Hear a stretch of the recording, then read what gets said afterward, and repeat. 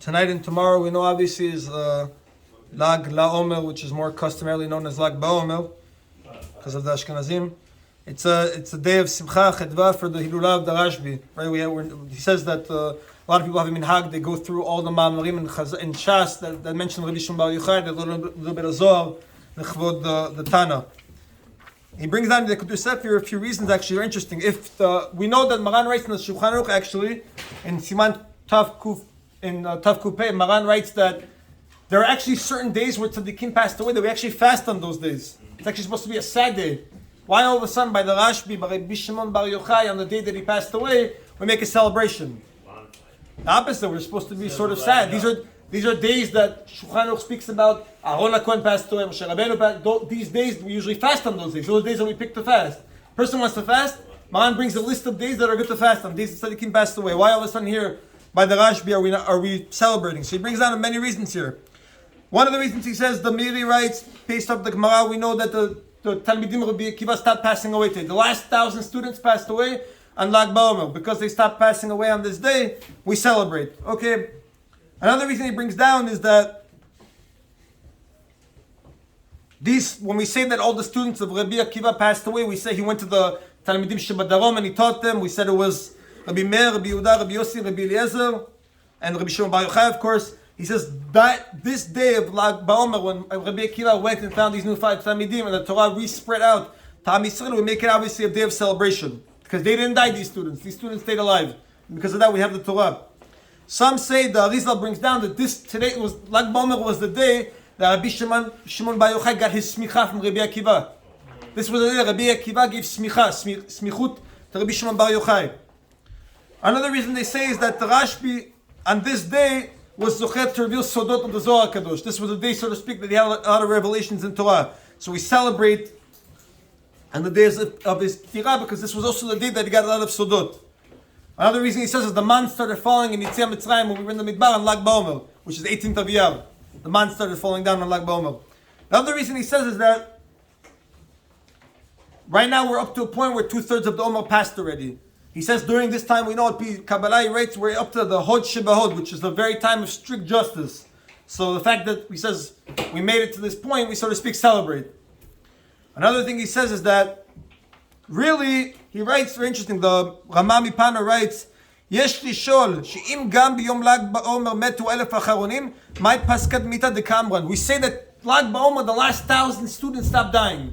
So what does the Gemara mean say that they stopped dying? But they died. 1,000 students died on that day. So what do you mean they stopped dying?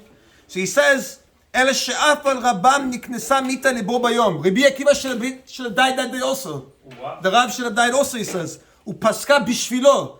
Because of his זכות of Rabbi Akiva, the מגפה stopped. שבדלה הגזרה, ולכן דינו לסמוך ביום שרב ניצול. Therefore he says it's befitting that the day that Rabbi Akiva was saved from passing away, so we celebrate. Vasiman, okay, he says Vasiman is that all the students passed away, and Rabbi Akiva went and taught the Talmidim, and from there the Torah spread out to Israel. The Chatam Sofer writes something very interesting. He says the Zohar Kadosh brings down Shemiyom HaMilah, from the 8th day when you circumcise your son, Shematchila Neshama Kedosha Likanes B'toch Gufa Yisraeli. That's when the so to speak Neshama starts entering the Jewish body. Ena mitashevet al mikoma haroi ad achad lamed gimel yom. It doesn't settle in its correct place until after 33 days. So your son gets a brit milah on the 8th day, so to speak, starts getting a neshama. It takes 33 days for it to finally settle in. Ubazeh bi'er tam nosav l'simcha b'Lag BaOmer. So he wants to explain that's why we celebrate Lag BaOmer. Kevan shenimolu b'Mitzrayim, we were circumcised in Egypt.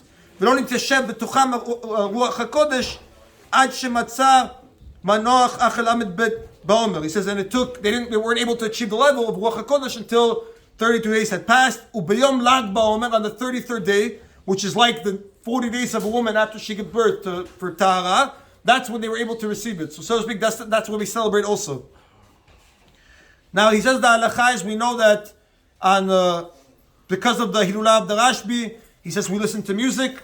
We're allowed to listen to music already because once we break it once we so to speak start listening to music for the Hilulah of the Rashbi, you can listen to music for whatever you want. Starting Thursday night, even if you're not celebrating the Rashbi, like last year we didn't celebrate for Rabbi Shimon Bar Yochai.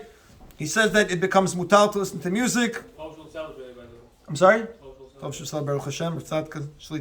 listen to a tape, you can listen to live music, whatever you want. Another thing this year which is applicable is that usually we know we get haircuts and shave only on Lamed Daled, which would be for us technically Shabbat. But since it's Erev Shabbat this year, like BaOmer, the Sfaradi poskim say you can be lenient, and starting Friday morning you can get haircut and shave, and if it's exceedingly difficult to do it on Friday, for whatever reason, you can even do it Thursday night.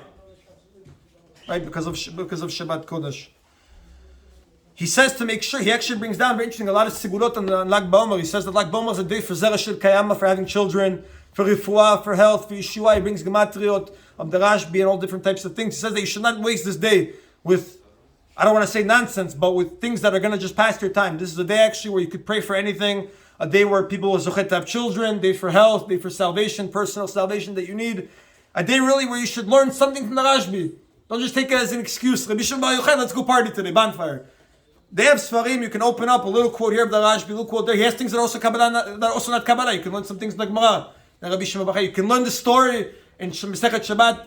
What page is the story of Rabbi Shimon Bar Yochai in Masechet Shabbat? 33. Lag BaOmer. It's on page 33 in Masechet Shabbat. You could read the story about how him and his son had to run away from the Romans, and they hid in the cave for 12 years, and the extra year. You can learn some things about the Rashbi. Light up today, right? The bonfire. Light up what? They have a lot of sigulot. I'm not holding in the sigulot or in the inyanim of the bonfire, but they party. They have a bonfire, etc. They even sell off in Tov. They even sell off the. They sell off the big torch to light it up. Yeah. So candles also. Baruch Adonai Olam Amen. Light the